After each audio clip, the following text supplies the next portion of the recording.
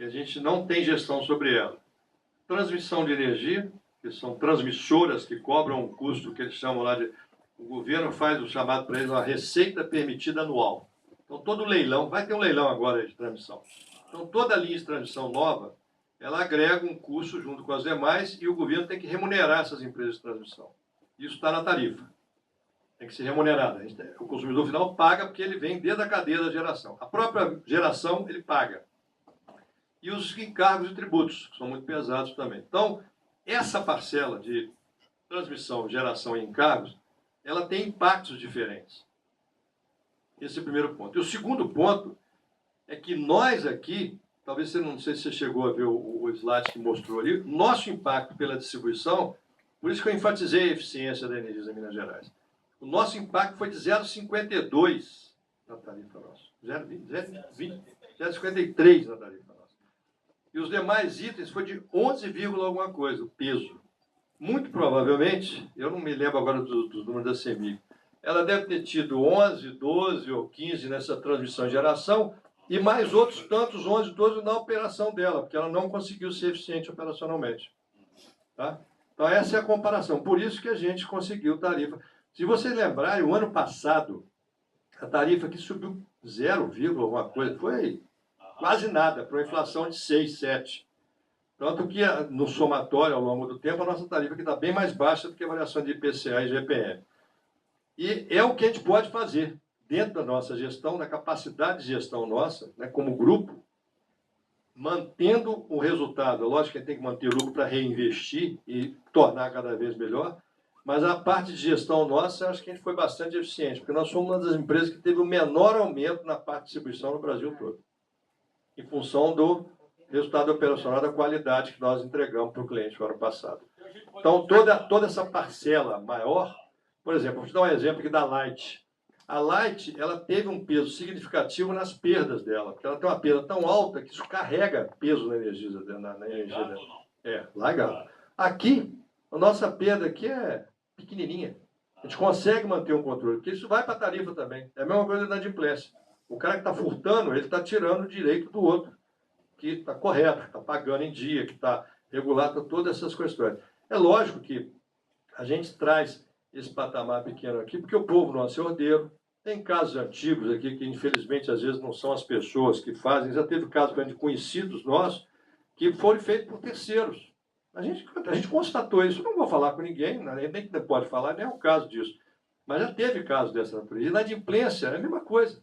Né? A gente sabe que algumas pessoas, às vezes, por exemplo, não pagam num determinado mês porque o ajudante, ou ele mesmo colocou a conta junto de outros papéis, ficou lá, passou o dia, esqueci. Aí vai lá, quando está na hora quase de cortar, ele lembra, vai lá e paga. Acha a conta ou pede a segunda via e paga.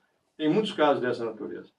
Por isso que a gente sugere as pessoas, quando possível, colocarem as suas contas em débito automático. E eu vou explicar para vocês por quê, que eu acho que é outro ponto muito importante nesse sentido.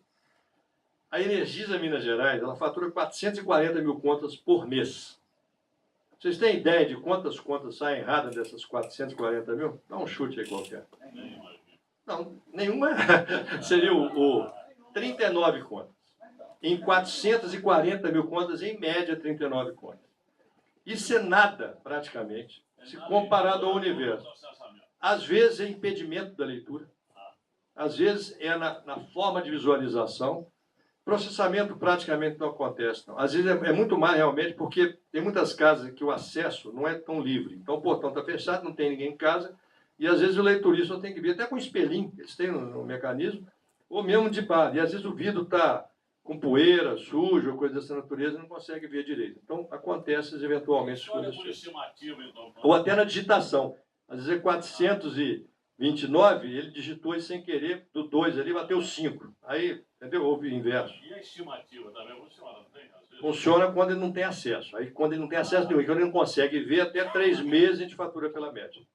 Mas voltando ao débito automático, por que a gente tenta fazer uma campanha para o débito automático? Primeiro é o seguinte, se nós tivéssemos um serviço ruim, não fôssemos uma empresa de 113 anos, não fôssemos respeitados, e não tivéssemos um acesso livre para os nossos clientes de maneira geral, nós poderíamos até falar assim, tudo bem, o cara não coloca. Mas nós somos uma empresa confiável, tem endereço certo, as pessoas nos conhecem, estamos aí com uma boa quantidade de serviço e uma tarifa muito competitiva em relação aos que estão que são vizinhos nossos.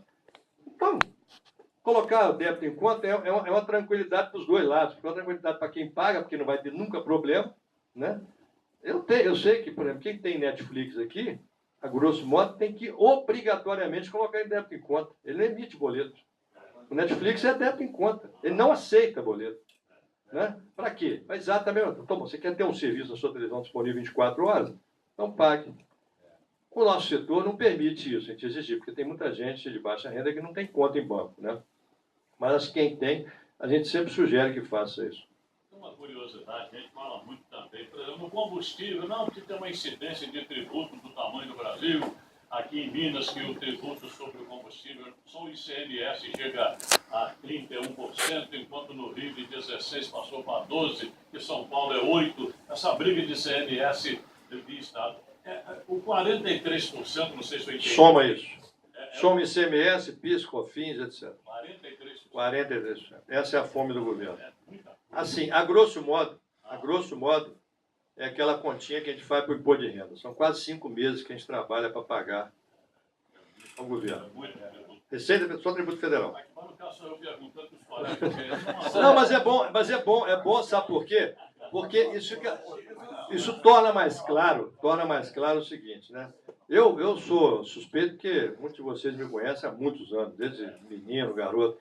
Mas o Fernando, que é uma pessoa que assumiu a diretoria há pouco tempo, mas já está no grupo há mais de 10 anos, é uma pessoa que não é daqui. É o Luciano, que talvez alguns de vocês não conheçam, ali o Felipe, o Eduardo, o Matheus, o Fábio, uma grande galera que está aqui. A empresa preza por isso, sabe? Eu acho que a gente tem uma equipe que preza pela transparência. Não vou dizer que a gente não erra, não. A gente erra é uma coisa que acontece. A gente procura errar o mínimo possível. Mas efetivamente, eu acho que o respeito e a qualidade ética que a empresa trabalha nos credencia a fazer esse tipo de coisa, propaganda, por exemplo, pelo débito em conta. Então, a última aqui, porque tem muita gente para fazer pergunta. Eu fiquei curioso com aquela subestação móvel. Aquilo é tocado aqui a óleo? Não. Aquilo é energia pura, igual uma subestação que você coloca aqui no parque. Ela fica em cima de um caminhão, de uma carroceria. Ela recebe, como é que funciona a subestação fixa? Você chega com uma linha de transmissão com energia, passa por um transformador, ela muda o patamar do nível de tensão para distribuir. Então chega, por exemplo, 138 mil volts, passa por um transformadorzão, sai o 22 mil volts aqui, que é alimentador nosso. Se eu tenho que fazer uma intervenção, se a gente tem que fazer uma intervenção grande aqui, a gente chega com a subestação móvel, encaixa a linha de transmissão nela, encaixa o alimentador nela, desliga toda a subestação para fazer a intervenção lá. Então, é exatamente uma subestação, só que ela é móvel, é um pouco mais compacta. A gente tem duas. Obrigado. Hoje a Energisa, ela atua na transmissão, na distribuição, ou só na distribuição? Não, hoje nós atuamos, eu vou exagerar um pouquinho. A gente tem uma geração pequenininha, mas vamos começar a fazer mais não, Mirai não é nossa mais não. É só a usina Maurício e Rans. É uma aqui na Minas e outra lá em Cuiabá. Mas não gera quase nada, porque só gera com excesso de água. Mas a gente hoje atua na transmissão, nós temos 2 linhas de transmissão. Então, parte desse custo aqui, a transmissora nossa lá recebe. Nós vamos entrar no leilão agora, propondo para 11 lotes. Vai ter um leilão agora no final de junho. Vamos propor 11 lotes, vamos concorrer com 11 lotes. A gente espera ganhar pelo menos uns 2 ou 3, tá? A gente atua na distribuição. E aqui eu não coloquei a comercialização, porque a comercialização ela permeia isso tudo, que é aquela que vende para o consumidor grande. Tipo, por exemplo, aqui na região, vende para industrial, para IMPA, aqui em Pirapitinga, tá? Algumas unidades, a PIF-PAF, algumas unidades que podem comprar no Mercado Livre. Esse não está dentro da distribuição, esse é venda direta lá. O que ele paga para a gente? Ele paga o uso do sistema. Porque imagine você que isso aqui seja a industrial.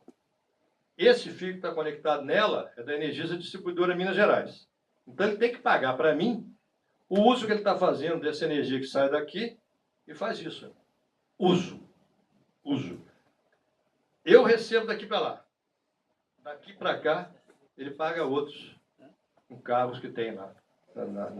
Exatamente, é um pedágio. É como se fosse um pedágio. Ele só não é assim, exatamente igual ao pedágio, porque efetivamente, se você usando ou não usando, você paga. Tem uma parte que é fixa e uma parte que é variável em função do volume. Não pode disponibilizar essa prestação para nós?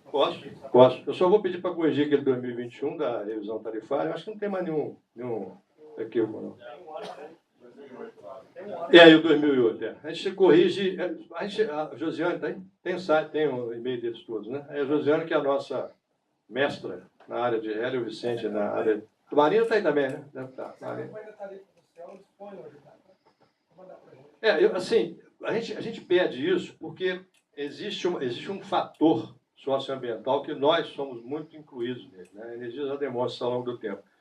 E quanto mais pessoas nós tivermos dentro da tarifa social, melhor será para os dois lados, para nós e para eles. A gente reduz a inadimplência e melhora a vida do cidadão, porque tem recurso para ele receber, para ele gastar com outras coisas da vida dele. Eu gostaria de aproveitar aqui e falar, até por ter trabalhado na Energisa por 30 anos e ver uma apresentação dessa daí com um número desse.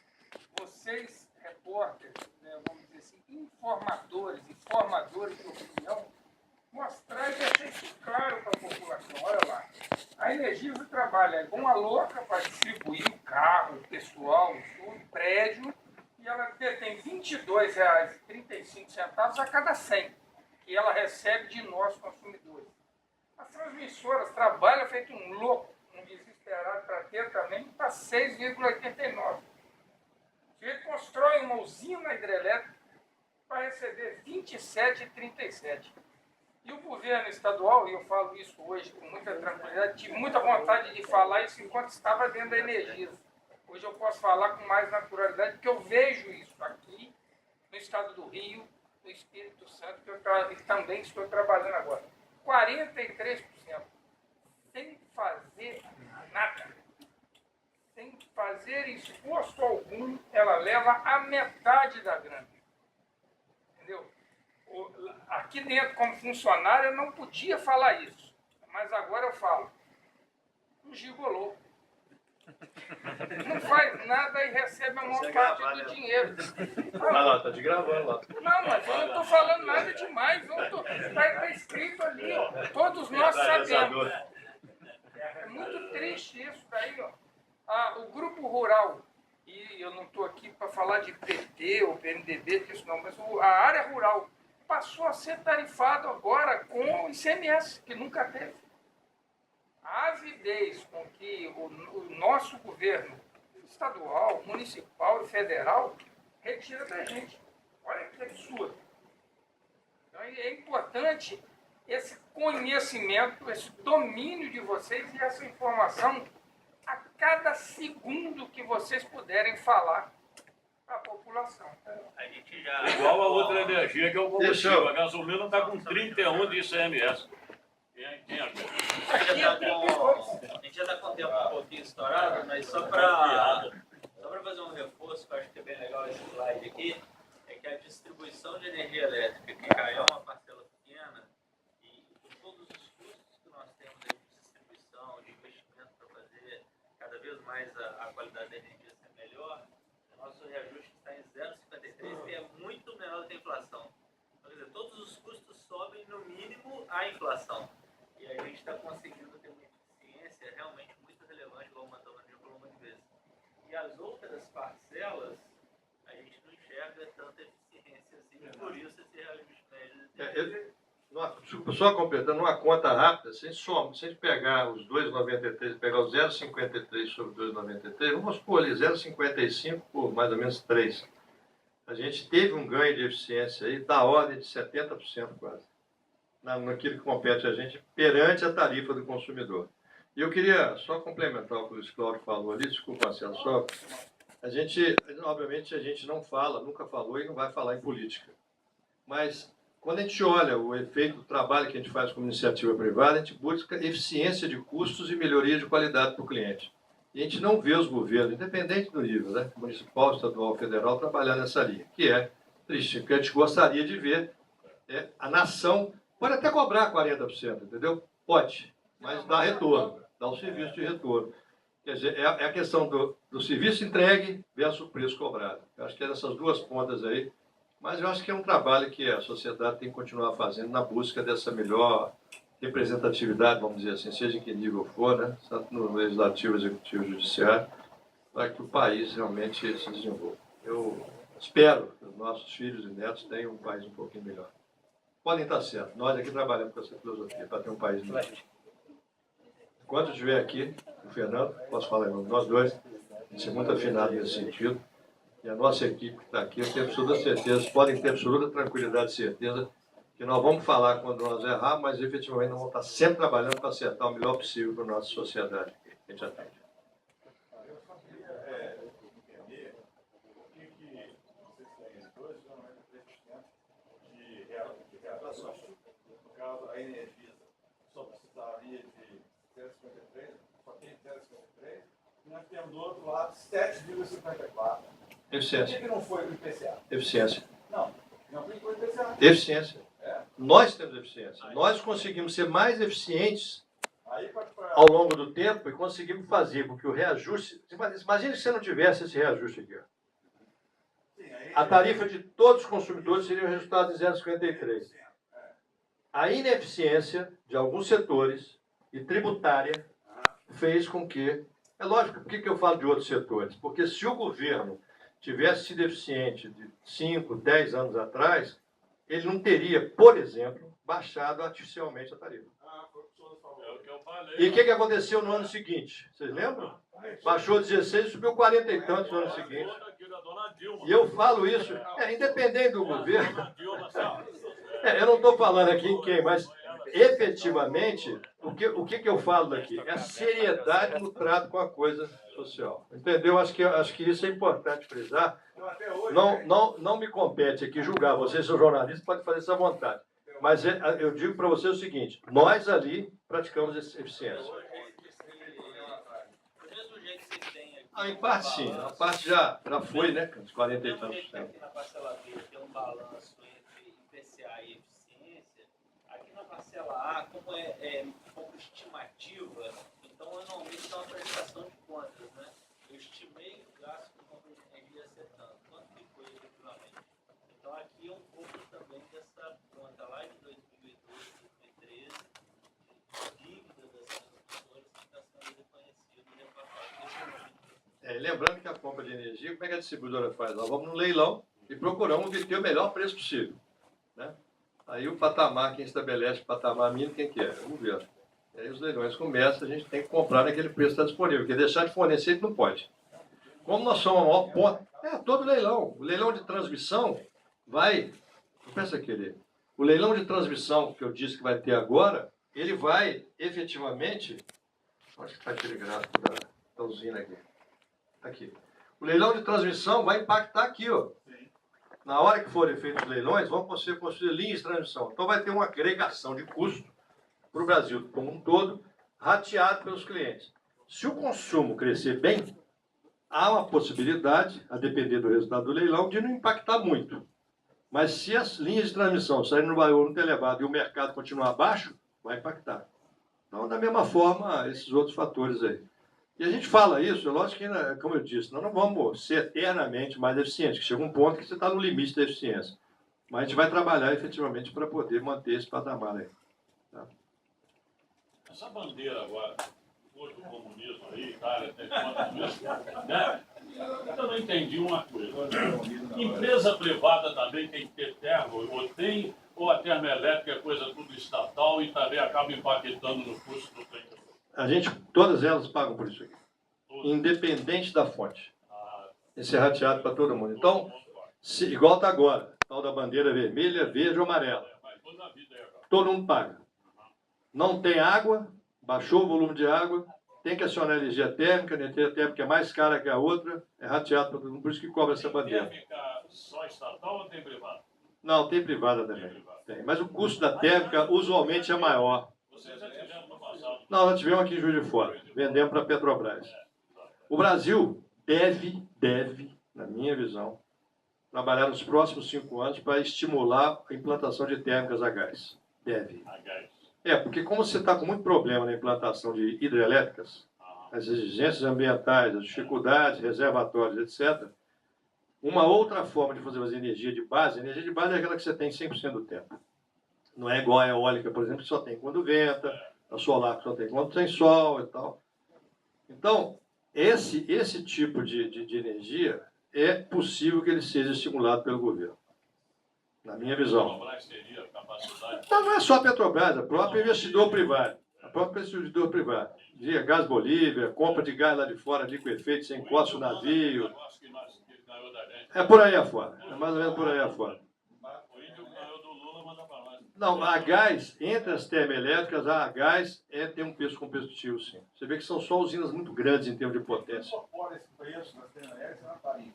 Incorpora. Você paga a bandeira vermelha para isso. Não, estou dizendo. Mas quanto mais você incorporar, o custo que vai pagar é o mesmo. Porque imagina o seguinte, ela tem um custo fixo, que é o custo dela parada. Ok? E tem um custo variável, que ela operando. O caro dela é operando. Porque o combustível, você já olha combustível, carvão ou qualquer outro tipo de combustível, o mais barato deles é o gás. A gente tem pouca usina a gás no Brasil. Né? A China é lotada de usina a carvão. Ela incentivou a solar e a eólica lá para poder substituir um pouco a carvão. A bandeira nuclear não vingou, não? Vingou. Só que o governo considera estratégico, volta a questão do combustível, né? Então fica na mão dele. Tem uma usina prevista, além de Angra 3, tem uma usina prevista para ser implantada no Nordeste, muito provavelmente ali na confluência de Sergipe, Alagoas, Pernambuco e Bahia, de 2.000 megawatts. Já tinha estudos, eu participei, inclusive, junto com o governo, nos estudos iniciais dela.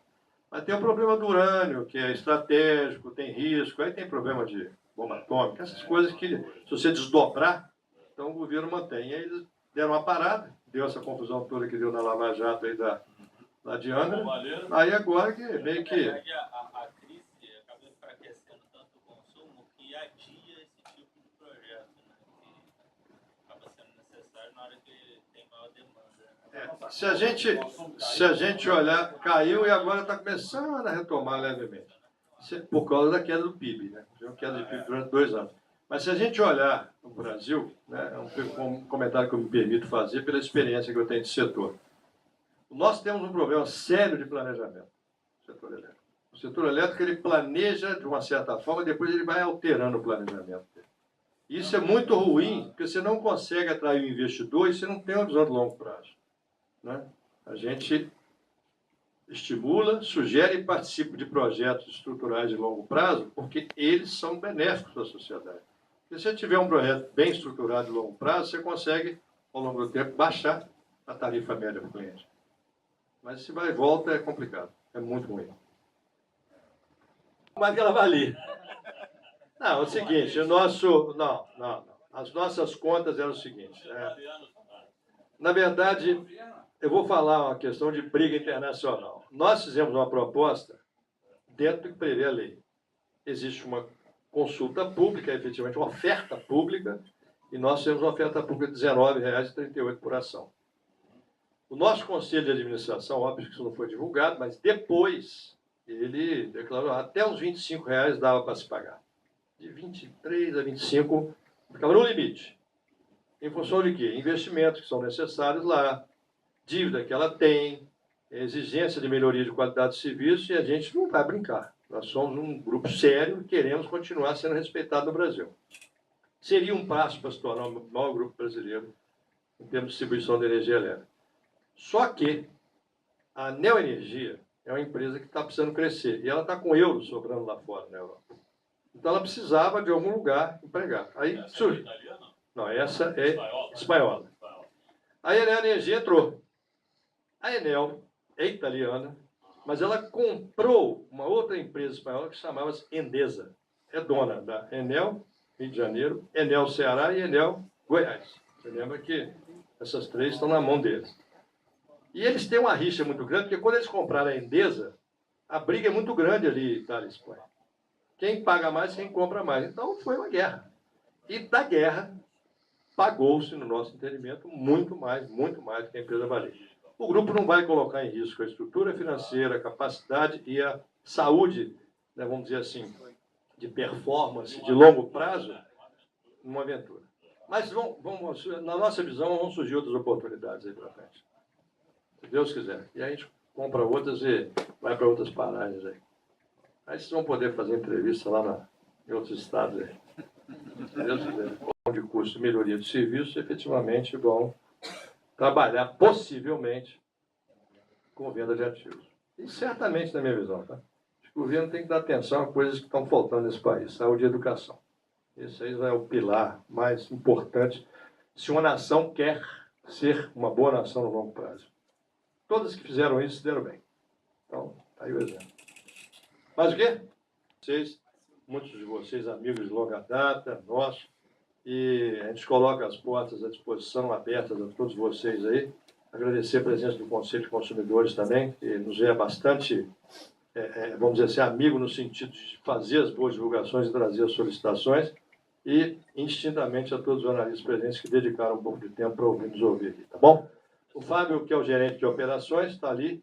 Aqueles que se desejarem, que seja 5, 10 minutos, dá uma passadinha só para ver o centro de operações lá, o painel, ele dá uma explicação para vocês. Eu vou pedir desculpa de não fazer presença lá com vocês.